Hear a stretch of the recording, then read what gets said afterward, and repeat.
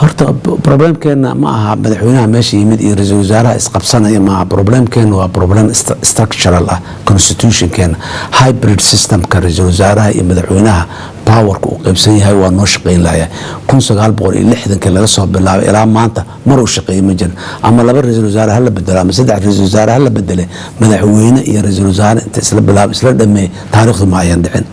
Marka issuega madaxweynaha iyo maaha constitutionka waa wax dib u eegis u baahan. Inaan parliamentarian noqono inaan presidential noqono waa la yaqaan, laakiin nidaamkan hybridka fiiri nima la doortay. Aniga habeen hore la doortay muddo dheer doorasho soo socotay, wakiiladii dadka Soomaaliyeed isku inay la doortay. Hadda ra'iisul wasaare magacaabaya caawa niman la garanin oo gurigiis iska joogo oo asagoo sidiisa aan ogeyn inuu ra'iisul wasaare noqonayo in kale ayaa biriso wixii laga yaabaa in ra'iisul wasaare ama usbuuc dambe ma bisha dambe ra'iisul wasaare uu magacaabo. Ninkii markaas uu yimaado iyo ninkii la doortay qoorta isu galayaan. Xafiiska madaxweynaha la doortay ee dalka hawl ka bilaabato oo weyn ma jirto. magacaabista ra'iisul wasaaraha kaliya xafiiska ka bilaabato, inta kale xafiiska ku soo dhamaadaan dadka Soomaaliyeed madaxweynaha dayayaan mas'uuliyadna asiga saarayaan. Marka arrimahaas waxay u baahan yihiin dadka Soomaaliyeed in laga hadlo lagana doodo la furo. xasan sheekh maxamuud oo markii labaad loo doortay xilka ugu sarreeya siyaasadda Soomaaliya bishii aynu ka soo gudubnay bartankeedii 9kii bishan aynu ku jirnana loo caleema saaray ayaa si weyn looga dhursugayaa shaqsiga uu u magacaabi doono wasiirka koowaad ama ra'iisul wasaaraha xukuumadda soo socota. inkasta oon xog dhab ah laga helinin shaqsiga uu madaxweynuhu u idmanaya xilkaas, haddana maalmihii tegay waxaa soo baxayay magacyo kolba isbedelaya oo la leeyahay hebel baa ugu cadcad xilka ra'iisul wasaaraha xukuumadda xasan sheekh maxamuud. waxaan si kooban u eegaynaa xaaladaha ku xeeran magacaabista ra'iisul wasaaraha annagoo si maangal saadaal iyo odoros ah ugu samaynayna saamaynta la filan karo.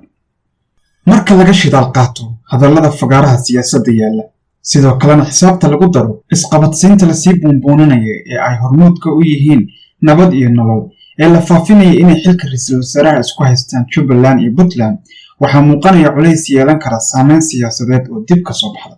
xasan sheekh maxamuud waa inuu si mug leh miisaanka u saaro magacaabidda wasiirka koowaad. haddii uu ka ilduufo xulashada xiisaheedu taagan yahay, waxay fursad u noqon doontaa nabad iyo nolol oo sida la dareemi karo danaynaya kala furashada maamul goboleedyadii u muuqday mataanaha siyaasadeed ee markasta ku horgudbanaa. sidoo kale nabad iyo nolol waxay si weyn u doonayaan inay isku dhacaan xasan sheekh maxamuud iyo Puntland, taasoo ay u arkaan fursad ay ku wiiqi karaan tareenka xasan sheekh maxamuud.